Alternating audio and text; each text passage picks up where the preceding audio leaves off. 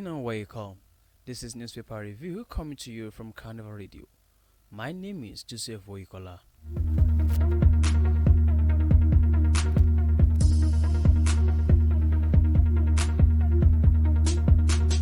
And here are the headlines.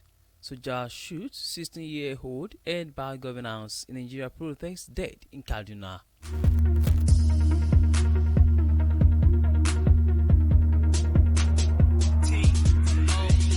Pastor jailed 8 years of 4 raping member's wife in Imo.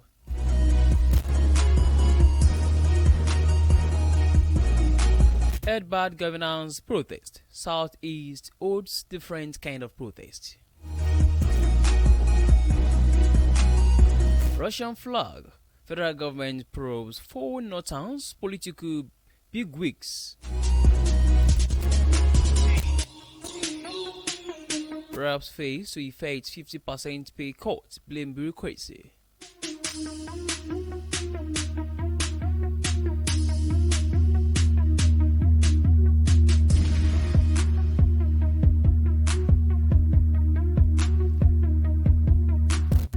Now the news in details.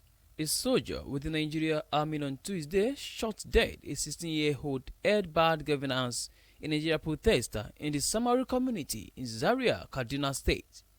The teenage protesters was identified as Ismail Mohammed. The director of Army Public Relations, Major General Onyema Nwachukwu, confirmed the development in a statement on Tuesday titled "Unfortunate Death of a Protester by a Soldier in Zaria." Nwachukwu explained that the incident happened on Tuesday when troops of the Nigerian Army received a distress call to help disperse some hoodlums who had gathered in Samaru burning tires and attacking security personnel. Nwachukwu added that the mob attempted to attack the troops, which led to a soldier to fire a warning shot to scare the hoodlums away, which led to the Mohammed's death. According to the army spokesman, the soldier involved has since been arrested and is undergoing interrogation.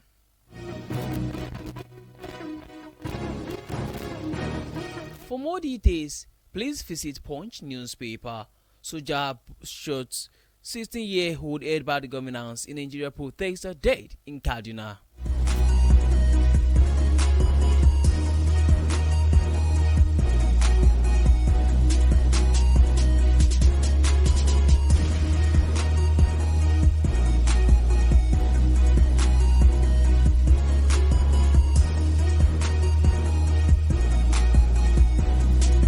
In the meantime, Justice T.N. Nzioku of the Imo State High Court has convicted and sentenced a pastor, Desmond A.K., to 8 years imprisonment for raping his church member's wife.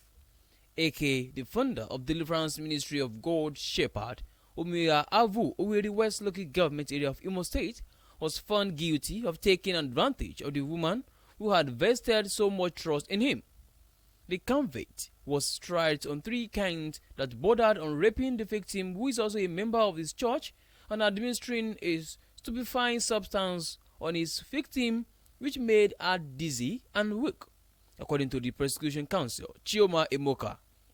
It was while in the dizzy state that AK took advantage of the woman, who woke up to consciousness while he was still inside her.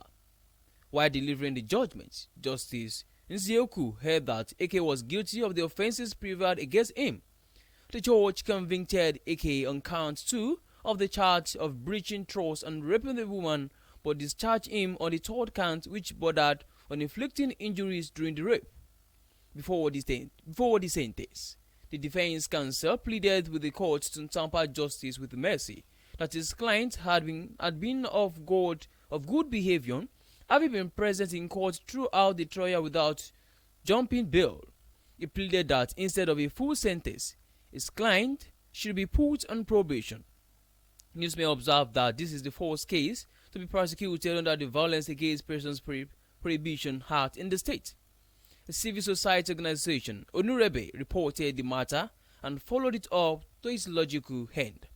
Speaking on the case, the convener of Onurebe, Majori Ezihe, lauded the court for convicting the pastor.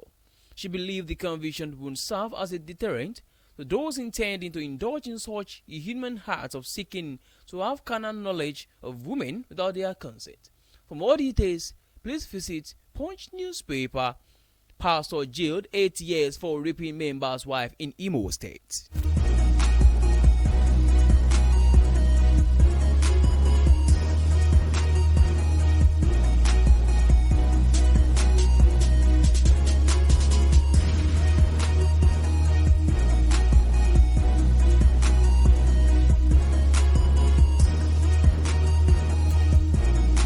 The members of the House of Representatives have yet to implement the resolution to slash their salaries by 50% for the next 6 months. The federal lawmakers made the resolution on July 18 and it was expected to reflect in their salaries for the month of July, but the spokesman for the House of Representatives, Rotimi Hakim, blamed bureaucracy for delayed implementation. The lawmakers had made a promise while deliberating on a motion seeking to forestall the nationwide hunger protest which began on August 1.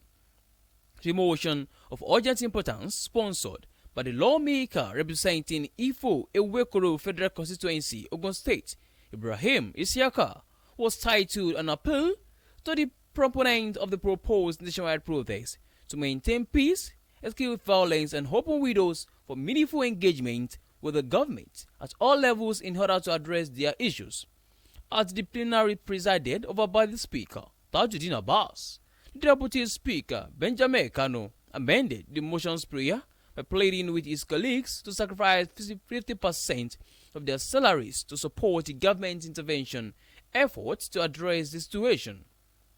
Also, the proposition was unanimously welcomed and confirmed as a resolution. However, when contacted by newsmen, the House spokesman Akin admitted that the lawmakers collected their full July salaries. For more details, please visit Punch newspaper. Reps failed to effect 50% pay cut, blame bureaucracy.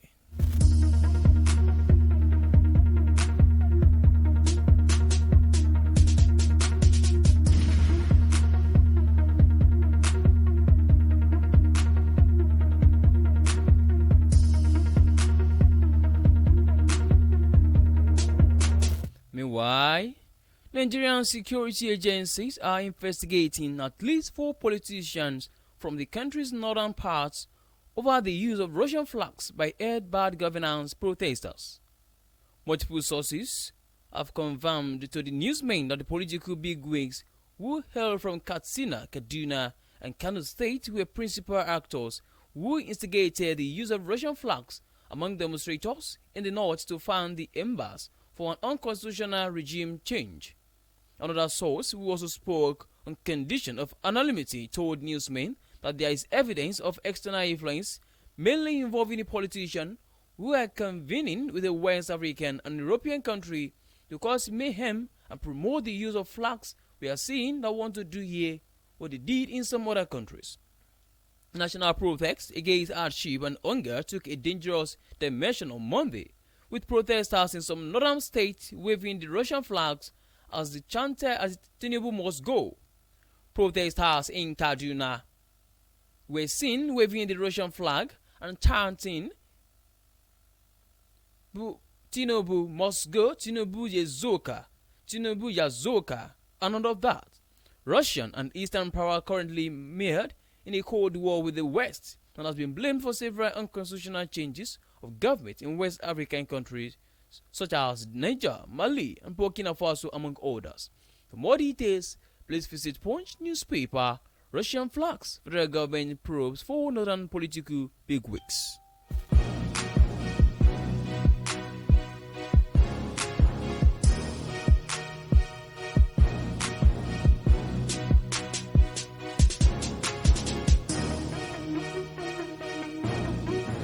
In another development, the ongoing protest in the country, which was codenamed End Bad Governance, jeered at making the leadership of the country intervene, the skyrocketing prices of food items has been totally boycotted by all the southeast states.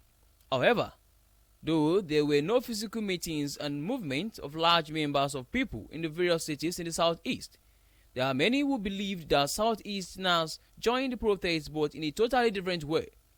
Days before the protest, they had been warned by various Igbo leaders and groups calling on the Igbo not to join the protest. The likes of Ohaneze Indigbo, the apex Igbo socio-political group, made press releases dissuading the Igbo at home and the diaspora from participating in the protest. The Honorable Benjamin Kanu, the Deputy Speaker of the House of Representatives, joined in the call when he made a video calling on the Igbo to boycott the protest. He warned that if the Igbo joined in the protest, especially in other towns outside their area, the tendency was that people of other regions may skew with the protest against them and accuse Igbo of being the masterminds of the protest with the intention to vandalize their properties and also loot them. Aiding to some of these causes, the first 3 days of the protest witnessed in total boycott by Indigo and has remained so. Newsmen who monitored trains across the southeast noticed there was no protest anywhere in the southeast. In Lagos and Abuja and other parts of the country, Igbo traders also failed to join a head of protesters who stormed the streets to ask the President of Nigeria, Asuwaju Bola Tinubu, to reduce the cost of living and end hunger in the country. In Oka, it was observed that Dr. Alex Ekweme Square, a public square which serves as a meeting point for protesters who deserted on August 1, another preceding date when the protest was held in all parts of the country. Meanwhile, what looked like a different kind of protest was witnessed in several parts of the southeast, though the atmosphere of the country was tense, leading to low vehicular activities in the zone with markets, motor parks, banks and schools closed. On the morning of August 1, youth formed football teams in various streets in most towns and played soccer at their own kind of interest. For more details, please visit Daily Post newspaper and Bad Governance Protest, Southeast or different kind of protest.